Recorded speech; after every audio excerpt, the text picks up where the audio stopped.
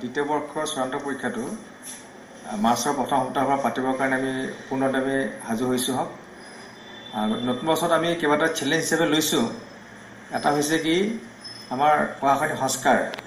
ইতিমধ্যে আমাৰ অসম উচ্চতৰ মাধ্যমিক শিক্ষা আইন 1984 চনৰ নিৰ্দিষ্ট ছেকশ্যন অনুযায়ী আমি পদৰ সৃষ্টি কৰিব পাৰোঁ।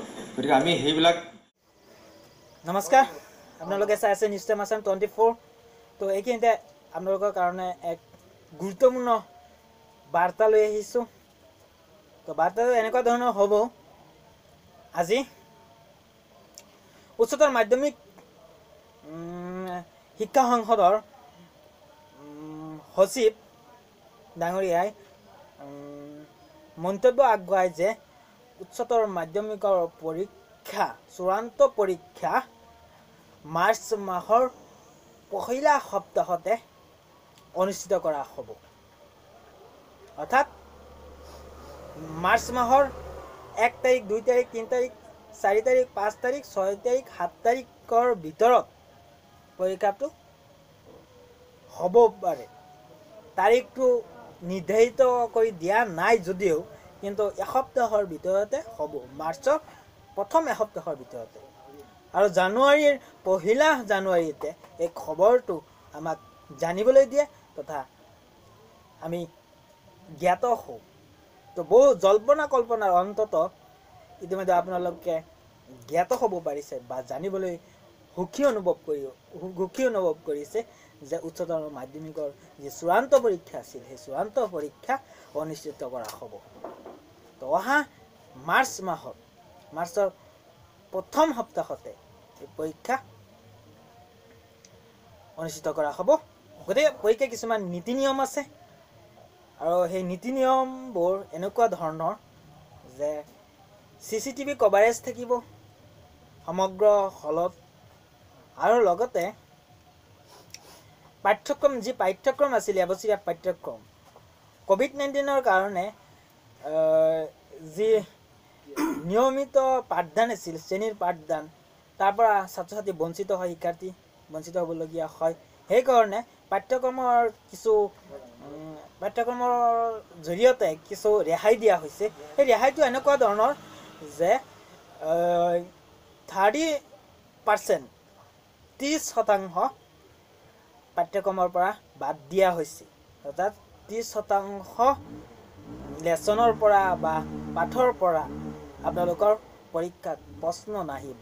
তো আপোনালোকে ইতিমধ্যে যি চিলেবাছ আছে আপোনালোকৰ পৰীক্ষা চিলেবাছ ইতিমধ্যে পাইছে চাগে। তো আৰু লগতে আগৰ দৰে এতিয়া চেণ্টাৰ নাথাকিব, পৰীক্ষা কেন্দ্ৰ নাথাকিব। পৰীক্ষা কেন্দ্ৰৰ কিছু সালসলনি কৰা হ'ব। সেই কথাও স্পষ্টকৈ আমাক জনাই দিয়ে।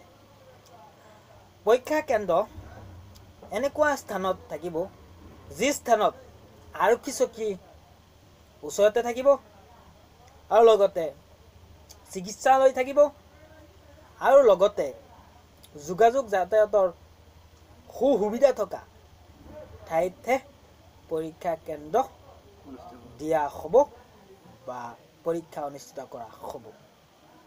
তো মন্তব্য আছে, মন্তব্যখিনি আপোনালোকে শুনি লওক। তো আপোনালোকে চাই আছে নিউজ টাইম আসাম 24। তো যদি চেনেলটো ভাল লাগিছে তেন্তে চেনেলটো এতিয়াই ছাবস্ক্ৰাইব কৰি দিব আৰু সদায় আমাৰ লগত থাকিব। তো যদি ভিডিঅ'টো ভাল লাগিছে তেন্তে লাইক এটা কৰিব আৰু শ্বেয়াৰ কৰি দিব বন্ধু বান্ধৱলৈ। আৰু লগতে কমেণ্ট কৰি আপোনালোকৰ ঋণাত্মক ধনাত্মক ধৰণৰ যি কমেণ্ট আছে, নেগেটিভ পজিটিভ জনাব পাৰে বা সুধিব পাৰে মোক। তো সদশেষত সকলোকে ধন্যবাদ ও নমস্কাৰ জনাই ভিডিঅ'টো সমাপ্ত কৰিব বিচাৰিছোঁ। অৰ্থাৎ মই আপোনালোকৰ তৰফৰ পৰা আজি বিদায় ল'ব বিচাৰিছোঁ। তো আপোনালোকে চাই আছে নিউজ টাইম আসাম 24। তো সকলোকে সদশেষত ধন্যবাদ জনাই ভিডিঅ'টোৰ অন্ত পেলাব বিচাৰিছোঁ। জয় আই অসম। আগন্তুক দ্বিতীয় বৰ্ষৰ চূড়ান্ত পৰীক্ষাটো মাৰ্চৰ প্ৰথম সপ্তাহৰ পৰা পাতিবৰ কাৰণে আমি পূৰ্ণতে সাজু হৈছোঁ হওক। নতুন বছৰত আমি কেইবাটা চেলেঞ্জ হিচাপে লৈছোঁ। এটা হৈছে কি আমাৰ পঢ়াশালী সংস্কাৰ ইতিমধ্যে আমাৰ অসম উচ্চতৰ মাধ্যমিক শিক্ষা আইন 1984 চনৰ নিৰ্দিষ্ট ছেকশ্যন অনুযায়ী আমি পদৰ সৃষ্টি কৰিব পাৰোঁ। গতিকে আমি সেইবিলাক পদ সৃষ্টি বা পদোন্নতিৰ ক্ষেত্ৰত আমি ইতিমধ্যে আমি এমেণ্ডমেণ্ট কৰিব বিচাৰিছোঁ, আমি সংস্কাৰ কৰিব বিচাৰিছোঁ, আৰু এইটো আমি গভৰ্ণমেণ্টৰ অনুদান সাপেক্ষে আগবাঢ়ি যাব বিচাৰিছোঁ। দ্বিতীয়তে পৰীক্ষাৰ সংস্কাৰৰ কাৰণে আমি গুৰুত্ব দিছোঁ। ইতিমধ্যে যিবিলাক পৰীক্ষা কেন্দ্ৰ আছিল, আমি বহুখিনি পৰীক্ষা কেন্দ্ৰ ইতিমধ্যে কাটি দিয়া হ'ল, আৰু এতিয়া নতুনকৈ যিবিলাক কেন্দ্ৰ আমি ল'ম সেইবিলাকৰ ক্ষেত্ৰত আমি নতুন চৰ্ত কিছুমান দিছোঁ। আৰু চৰ্তৰ ভিতৰত আছে বাউণ্ডেৰী ৱালৰ কথা আমি কৈছোঁ, CC কেমেৰাৰ কথা কৈছোঁ, ডাকঘৰৰ কথা কৈছোঁ, চিকিৎসালয়ৰ কথা কৈছোঁ, প্ৰয়োজনীয় desk bench, drinking water facilities অৰ্থাৎ খোৱা পানী বা টয়লেট ফেচিলিটিজ এইবিলাক কথা কৈছোঁ। আৰু সবতকৈ ডাঙৰ কথা কি, বিদ্যালয় প্ৰধানজনৰ বা শিক্ষানুষ্ঠানৰ মুৰব্বীজনৰ দক্ষতা থাকিব লাগিব, ইণ্টিগ্ৰিটি থাকিব লাগিব। তদুপৰি তেওঁ এখন আধাৰিং দিব লাগিব যাতে পৰীক্ষাটো উচ্চতৰ মাধ্যমিকৰ যিবিলাক আইন কানুন আছে সেইবিলাক পূৰ্ণৰূপে অনুসৰণ কৰি যাতে পৰীক্ষাটো নিশ্চিতকৈ ভালকৈ কৰে। তৃতীয় চেলেঞ্জটো হ'ল আমাৰ বহুত শিক্ষানুষ্ঠানে হায়াৰ ছেকেণ্ডেৰী ছেকশ্যন থকা শিক্ষানুষ্ঠানে পাৰ্মিশ্যন নোলোৱাকৈ বিভিন্ন কেন্দ্ৰৰ যোগেদি বিভিন্ন পৰীক্ষা কেন্দ্ৰৰ যোগেদি পৰীক্ষা পতাই হওক বা পাৰ্মিশ্যন লোৱাই ৰেজিষ্ট্ৰেশ্যন কৰাই হওক এইবিলাক কাম কৰি আছে। সেইকাৰণে আমি সেইটো বন্ধ কৰিব বিচাৰিছোঁ। বন্ধ কৰি পেলাই আমি নতুন এখন প্ৰফৰ্মা দিব বিচাৰিছোঁ। তাত কিছুমান কণ্ডিশ্যন আছে, চৰ্ত আমি দিছোঁ, আণ্ডাৰটেকিং দিছোঁ, সেইবিলাক চহি মেলি কৰি তেনেকুৱা নন পাৰ্মিটেড বা অনুমতি নোহোৱা যিবিলাক শিক্ষানুষ্ঠান আছে তেওঁলোকে নিকটৱৰ্তী উচ্চতৰ মাধ্যমিক শিক্ষানুষ্ঠানৰ পৰা মুৰব্বীৰ পৰা চহি লৈ পেলাই আবেদন কৰিব লাগিব, আৰু আবেদনখিনি আমি অনলাইনযোগে হ'ব।